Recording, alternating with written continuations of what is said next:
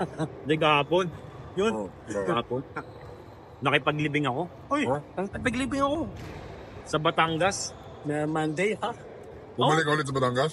Bumalik ako, nakipaglibing ako. Ang namatay kasi, medyo mayaman. Maraming pera. Ngayon pala, sa probinsya pala, pag mayaman ang namatay, hindi pala ginagamit yung yung kotse, yung karo, hindi. Kalesa. Yung kabayo, yung Nainitan yung patay nun. kabayo yung nag-aatak. Hindi, kabayo. Oh. Kabayo. Siyempre, mayaman eh. Eto ngayon. Papunta ng sementeryo ngayon.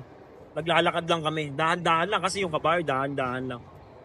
Hatak ng kabayo yung kabaong eh. Ngayon, mga 100 meters na lang sa sementeryo. Huminto yung kabayo. Huminto. Ano pa ako? Ngayon, kahit anong gawin nung kutsero, yung inete, kahit anong gawin niya, kahit anong palo, ayaw nang umandar ng kabayo. Ayaw na. Ayaw malis. Wala na, hindi na gumagalaw, stop ball na talaga. Pinagpapalo na. Wala talaga, ayaw nang gumalaw nung Siyempre, kaya na ngayon. Kaya, malaking binayad sa kanya, mayaman lang namatay eh. Bumaba yung pawis na pawis. Wala talaga, ayaw. Napagkasundoan yun. Sige, total, malapit lang naman 100 meters na lang eh. Kita na yung sementeryo. Buhatin na lang. Di binuhat na ngayon. Binuhat na ngayon ng mga tao yung patay, yung kabaong. Naiiwan ngayon yung kabayo at saka yung kutsero. Ano tawag nun? Kutsero. Hindi alam ngayon ng kutsero yung gagawin. Kasi kahit anong gawin niya, wala na, hindi na gumagalaw. Wala na talaga. Ayos na siya. Naisipan niya ngayong gawin, itaas niya ngayon yung paa kasi baka may pilay.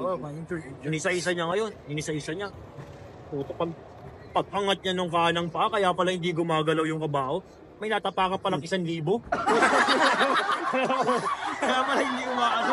Utangin naman 1,000 pala gano'n pagtawid. Utangin naman 1,000. Kaya pala hindi gumagalaw yung kabayo.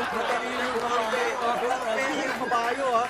Kahit anong gawin niya, tibay ng kabayo, kahit anong gawin niya, wala. Ayaw kabayo. Sino ba yung kutsero? Baka sino? Kutsero, ito dadating na. Ayaw kutsero. Ayaw kutsero. Ayaw kabayo. Ayok na yan, Tuloy natin yung kwento. Ituloy natin ang kwento.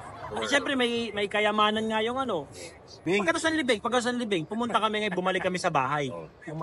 Ang yaman, ang laki ng bahay nung ang laki ng bahay nung namatay. Namatayan. Tapos ang daming display ng mga lumang wine, yung mamahaling wine.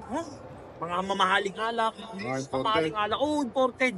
Kasi siguro galing abroad yung mga Diyan mo, ginang ko kayo. Wala, mahal yung mga mahal. Ngayon, yung parang anak na panganay, nakita ngayon yung kasi galing sa ibang bansa yung anak ng panganay. Nakita niya ngayon yung teacher niya. Ay ma'am, sakto ma'am, may nirigalo ko sa'yo pero surprise lang. Hulaan mo kung anong laman. Ay na pinahula pa. Oo, hula. Nilagay ganyan. Nakakarton. Binigay ganyan.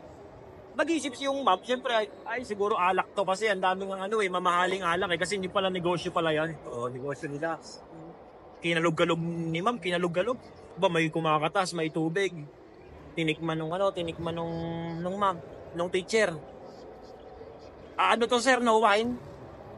Ay hindi yung ma'am. Tinikman eh. Kinakalog. Dumadami yung kumakatas. Ba sir, whiskey siguro to. Hindi.